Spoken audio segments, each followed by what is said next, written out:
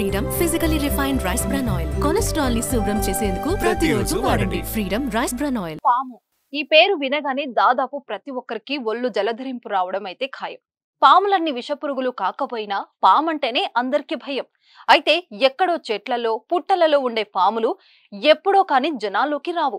అప్పుడప్పుడు పొలాల్లో పడాబడ్డ బిల్డింగ్లలో తారసపడుతుంటాయి. అయితే వేసవి ఎండలు రోజు రోజుకు పెరుగుతున్న నేపథ్యంలో సర్పాలు ఖాళీ స్థలాలు గృహాలలోకి చొరబడే అవకాశం ఉందని ప్రజలు జాగ్రత్తగా ఉండాలని అటవీ శాఖ సూచిస్తుంది.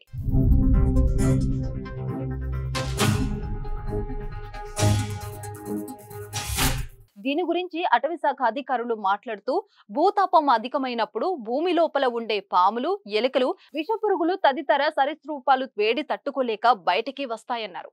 బయటకు వచ్చినా అవి వాటికి సమీపంలోని నివాస ప్రాంతాల్లో చల్లగా ఉండే ప్రదేశాన్ని వెతుకుతుంటాయని తెలిపారు. గడిచిన నెల రోజుల నుంచి ఇళ్లలోకి ఎక్కువ సంఖ్యలో పాములు చొరబడుతున్నట్లు చాలా మంది ఫోన్లు చేస్తున్నారని తెలిపారు. దీని దృష్ట్యా అటవీ శాఖ వారు క్షేత్రస్థాయి సిబ్బందిని అప్రమత్తం చేయడంతో పాటు స్వచ్ఛంద సేవకుల సహాయం కూడా తీసుకుంటున్నారని తెలిపారు. ఈ సందర్భంగా వారు పలు సూచనలు చేశారు. గ్రౌండ్ ఫ్లోర్ లోని కిటికీలు ఎక్కువసేపు తెరిచి ఉంచకూడదన్నారు. చెట్టు కింద విశ్రాంతి తీసుకునే సమయంలో చుట్టుపక్కల తప్పనిసరిగా పరిశీలించాలన్నారు. వాహనాలు బయటికి తీసేటప్పుడు తప్పనిసరిగా ఒకసారి అన్ని వైపులా చెక్ చేసుకుని చూడమంటున్నారు. ముఖ్యంగా ఏసీలు ఉండే కార్లలోకి ఎక్కువగా వచ్చే అవకాశం ఉందన్నారు. అలాగే చెప్పుల స్టాండ్లలో విడిచిన షూ ఒకసారి తప్పనిసరిగా పరిశీలించిన తర్వాతే వేసుకోవాలన్నారు. బైక్ హెల్మెట్లు జాగ్రత్తమైన ప్రదేశాలలో మాత్రమే ఉంచుకోవాలని సూచించారు.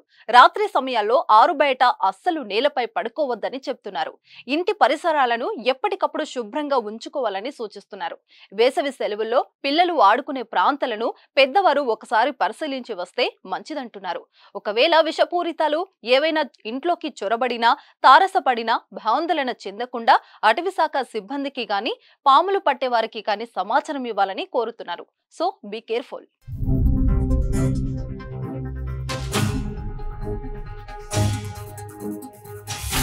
సుమన్ టీవీలో మీ పర్సనల్ అండ్ బిజినెస్ ప్రమోషన్స్ కోసం కింది నెంబర్కి కాంటాక్ట్ చేయండి.